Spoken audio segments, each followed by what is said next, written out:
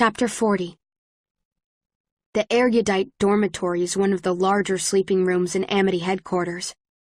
There are 12 beds total, a row of 8 crammed together along the far wall, and 2 pressed together on each side, leaving a huge space in the middle of the room.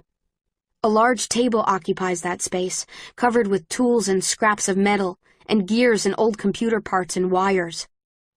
Christina and I just finished explaining our plan, which sounded a lot dumber with more than a dozen erudites staring us down as we talked.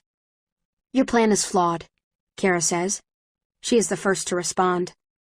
"That's why we came to you," I say, "so you could tell us how to fix it." "Well, first of all, this important data you want to rescue," she says. "Putting it on a disk is a ridiculous idea. Disks just end up breaking or in the wrong person's hands, like all other physical objects. I suggest you make use of the data network." "The what?" She glances at the other erudite. One of the others, a brown-skinned young man in glasses, says, "Go on. Tell them. There's no reason to keep secrets anymore." Kara looks back at me. "Many of the computers in the erudite compound are set up to access data from the computers in other factions. That's how it was so easy for Janine to run the attack simulation from a Dauntless computer instead of an erudite one." "What?" says Christina. "You mean you can just take a stroll through every faction's data whenever you want?" "You can't take a stroll through data," the young man says. "That's illogical." "It's a metaphor," says Christina. She frowns. "Right?" "A metaphor or simply a figure of speech," he says, also frowning. "Or is a metaphor a definite category beneath the heading of figure of speech?" "Fernando," says Kara. "Focus." He nods. "The fact is," Kara continues, "the data network exists, and that is ethically questionable, but I believe it can work to our advantage here. Just as the computers can access data from other factions, they can send data to other factions. If we sent the data you wish to rescue to every other faction, destroying it all would be impossible." "When you say we," I say, "are you implying that we would be going with you?" she says. "Obviously not all of us would go, but some of us must. How do you expect to navigate erudite headquarters on your own?" "You do realize that if you come with us, you might get shot," says Christina. She smiles. "And no hiding behind us because you don't want to break your glasses or whatever." Kara removes her glasses and snaps them in half at the bridge. "We risked our lives by defecting from our faction," says Kara, "and we will risk them again to save our faction from itself." "Also," pipes up a small voice behind Kara. A girl no older than 10 or 11 peers around Kara's elbow. Her black hair is short, like mine, and a halo of frizz surrounds her head. "We have useful gadgets." Christina and I exchange a look. I say, "What kind of gadgets?" "They're just prototypes," Fernando says, "so there's no need to scrutinize them." "Scrutiny's not really our thing," says Christina. "Then how do you make things better?" the little girl asks. "We don't really," Christina says, sighing. "They kind of just keep getting worse." The little girl nods. "Entropy." "What?" "Entropy," she chirps. "It's the theory that all matter in the universe is gradually moving toward the same temperature, also known as heat death." "Elia," Kara says, "that is a gross oversimplification." Elia sticks out her tongue at Kara. I can't help but laugh. I have never seen one of the erudites stick out her tongue before. But then again, I haven't interacted with many young erudite. Only Janine and the people who work for her, including my brother. Fernando crouches next to one of the beds and takes out a box. He digs inside it for a few seconds, then picks up a small round disc. It is made of a pale metal that I saw often in erudite headquarters, but have never seen anywhere else. He carries it toward me on his palm. When I reach for it, he jerks it away from me. "Careful!" he says. "I brought this from the headquarters. It's not something we invented here. Were you there when they attacked Candor?" "Yes," I say. "Right there." "Remember when the glass shattered?" "Were you there?" I say, narrowing my eyes. No, they recorded it and showed the footage at Erudite headquarters, he says. Well, it looked like the glass shattered because they shot at it, but that's not really true. One of the Dauntless soldiers tossed one of these near the windows. It emits a signal that you can't hear, but that will cause glass to shatter. Okay, I say. And how will that be useful to us? You may find that it's rather distracting for people when all their windows shatter at once, he says with a small smile. Especially in Erudite headquarters, where there are a lot of windows. Right, I say. What else have you got? Says Christina.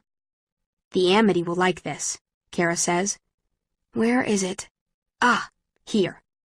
She picks up a black box made of plastic, small enough for her to wrap her fingers around it.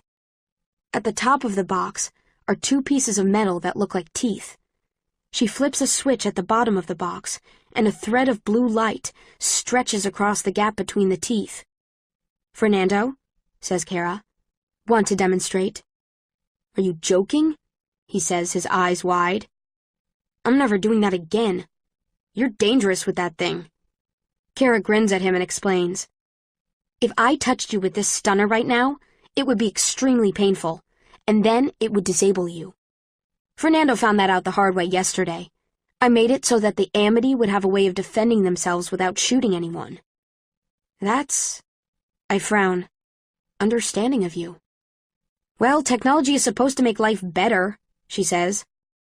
No matter what you believe, there's a technology out there for you. What did my mother say in that simulation?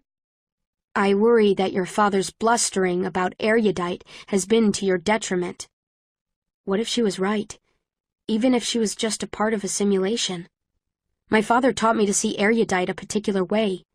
He never taught me that they made no judgments about what people believed, but designed things for them within the confines of those beliefs. He never told me that they could be funny, or that they could critique their own faction from the inside. Kara lunges toward Fernando with the stunner, laughing when he jumps back. He never told me that an erudite could offer to help me even after I killed her brother. The attack will begin in the afternoon, before it is too dark to see the blue armbands that mark some of the Dauntless as traitors. As soon as our plans are finalized, we walk through the orchard to the clearing, where the trucks are kept. When I emerge from the trees, I see that Johanna Reyes is perched on the hood of one of the trucks, the keys dangling from her fingers. Behind her waits a small convoy of vehicles packed with Amity, but not just Amity, because abnegation, with their severe hairstyles and still mouths, are among them. Robert, Susan's older brother, is with them. Johanna hops down from the hood. In the back of the truck she was just sitting on is a stack of crates marked apples and flour and corn. It's a good thing we only have to fit 2 people in the back. "Hello, Johanna," says Marcus. "Marcus," she says. "I hope you don't mind if we accompany you to the city." "Of course not," he says. "Lead the way." Johanna gives Marcus the keys and climbs into the bed of one of the other trucks. Christina starts toward the truck cab, and I go for the truck bed, with Fernando behind me. "You don't want to sit up front?" says Christina. "And you call yourself a Dauntless." "I went for the part of the truck in which I was least likely to vomit," I say. Puking is a part of life. I am about to ask her exactly how often she intends to throw up in the future when the truck surges forward. I grab the side with both hands so that I don't fall out, but after a few minutes, when I get used to the bumping and jostling, I let go. The other trucks trundle along in front of us behind Johanna's, which leads the way. I feel calm until we reach the fence. I expect to encounter the same guards who tried to stop us on the way in, but the gate is abandoned, left open. A tremor starts in my chest and spreads to my hands. In the midst of meeting new people and making plans, I forgot that my plan is to walk straight into a battle that could claim my life. Right after I realized that my life was worth living. The convoy slows down as we pass through the fence, like they expect someone to jump out and stop us. Everything is silent, apart from the cicadas in the distant trees and the truck engines. Do you think it's already started? I say to Fernando. Perhaps. Perhaps not, he says. Janine has many informants. Someone probably told her that something was going to happen, so she called all the Dauntless forces back to Erudite headquarters. I nod, but I'm really thinking of Caleb. He was one of those informants. I wonder why he believes so strongly that the outside world should be hidden from us, that he would betray everyone he supposedly cared about for Janine, who cares about no one. Did you ever meet someone named Caleb? I say. Caleb, Fernando says. Yes, there was a Caleb in my initiate class. Brilliant, but he was...